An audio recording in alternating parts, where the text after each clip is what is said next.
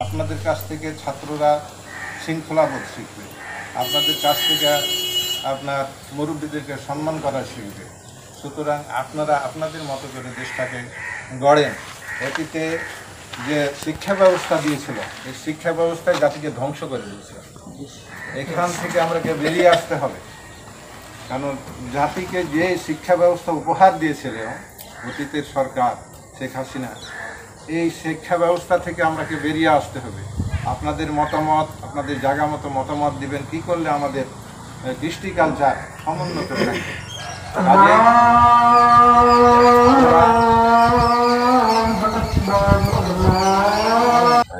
তারা রীতিমতো ক্লাস করবেন, ক্লাসে ছাত্রছাত্রী সংগ্রহ করার চেষ্টা করবেন এবং বাকিটা সার্বক্ষণিক পরামর্শ করবেন। ডক্টর সালেক চৌধুরী এমন কোনো অহংকারী ব্যক্তি না, সবার সাথে কথা বলে আপনি এসে আপনার সমস্যার কথা বলবেন, ইনশাআল্লাহ সমাধান হবে।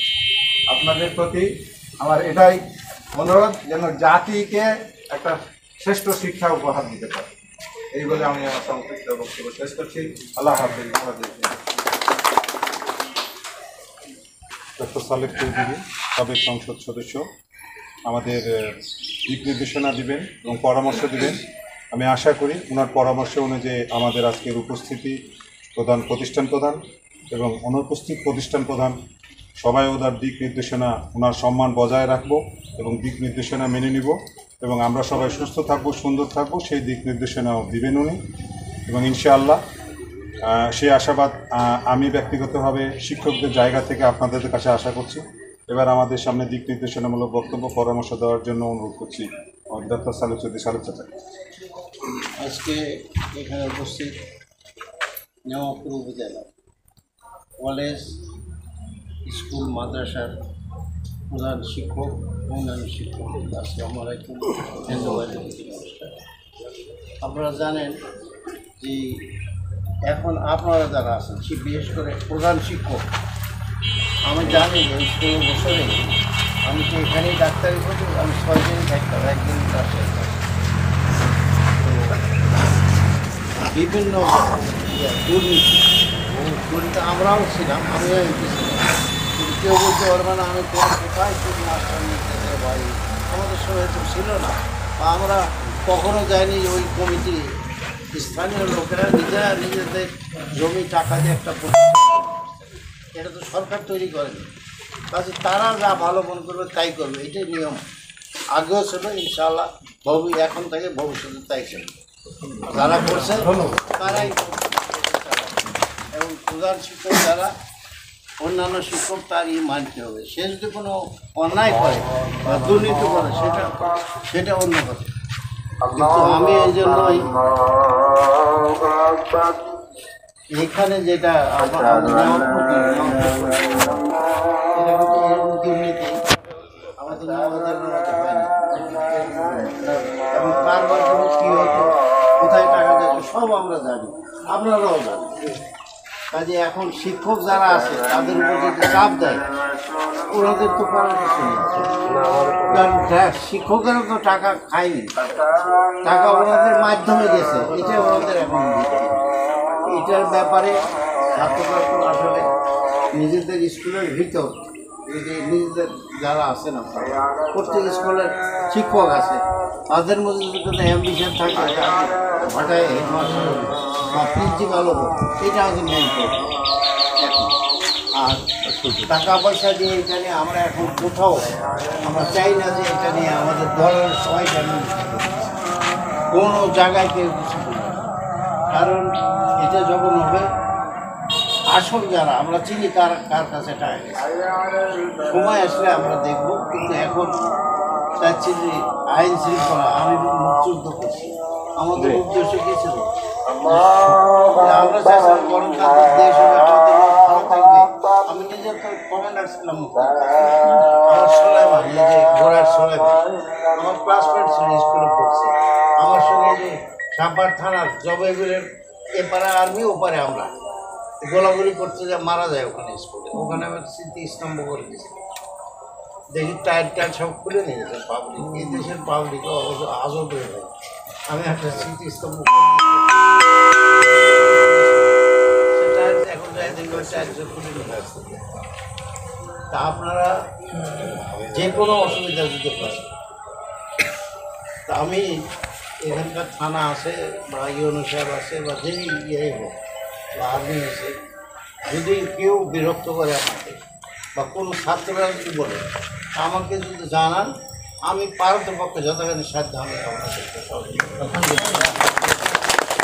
সব স্কুল কলেজ মাদ্রাসা কিন্তু এরকমও আছে, এক্সাম্পল আছে, এমন দুর্নীতি করছে আমাদের বরেন্দ্র মাদ্রাসা।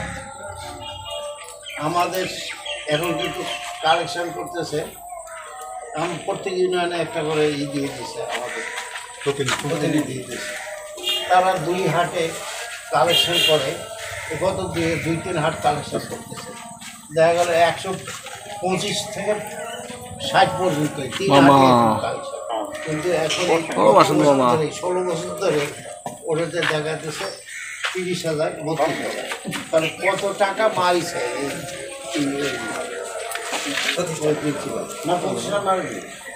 প্রিন্সিপাল এবং তার মধ্যে সঙ্গে 2-1 জন আছে। এটা হচ্ছে আলাদা জিনিস, কারণ আপনাদের অন্য কলেজের তো এরকমই নেই, সোর্সই নেই, এটা এরকম হচ্ছে। সেজন্য সে এখন পাইলে বাড়াতে 80 টাকা। আপনাদের যদি যেটা টাকা অনেক জায়গায় শিক্ষক নিচ্ছে, আমরা জানি কোথায় গেছে, সে ছেলেরা যদি বলে ওদেরকে বোঝাবেন, না হলে আমাদের প্রত্যেক ইউনিয়নে কিন্তু আমাদের প্রতিনিধি আছে, তাদের বলবো, না হলে আমি নিজেই ওসিকে বলবো, না দরকার আর্মিকে বলবো। আপনাকে আমার সব যতখানি সাহায্য সহযোগিতা আপনার চান আমি আপনার পাবেন, এবং আপনার আপনি আপনার যদি কোনো প্রকারে বিরক্ত করে আসবেন, শুধু আপনি মোবাইলে আমার মোবাইল একটু নিয়ে কারোর থেকে অনেকের কাছে আছে নাম্বার নিয়ে নেন, আমি দেখবো। আপনার আশা লাগবে না, তাহলে মোবাইলে বলবেন আমার এই প্রবলেম। কাজেই আমরাও চাই আপনারা এই শিক্ষা ব্যবস্থা এমন ছিল, জানে MA পাস করবে যেন দরখাস্ত দেখতে, এরকম একটা সিস্টেম। আমরাও ডাক্তারি পড়ছি, আমাদের ডাক্তার হলে সমস্ত সাবজেক্ট, মানে ওই মাথা গলা ছিল না, সব সাবজেক্ট সম্পর্কে একদম হতো। আমরা যদি 50টা প্রশ্ন করতো, একটা না দিতে পারতাম তাহলে ফেল, বলে এইটা তুমি ট্রিটমেন্ট করবে না।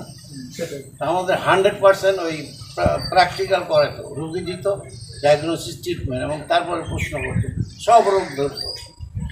আমরা সেই সময় এইভাবে ডাক্তার হয়ে আসছি। আমরা বিদেশে চাকরি করছি, ওখানে তো আমার সঙ্গে ম্যাক্সিমাম ইউরোপিয়ান ডাক্তার ছিল, তারপরে ইন্ডিয়ান ছিল, বিভিন্ন দেশে ছিল।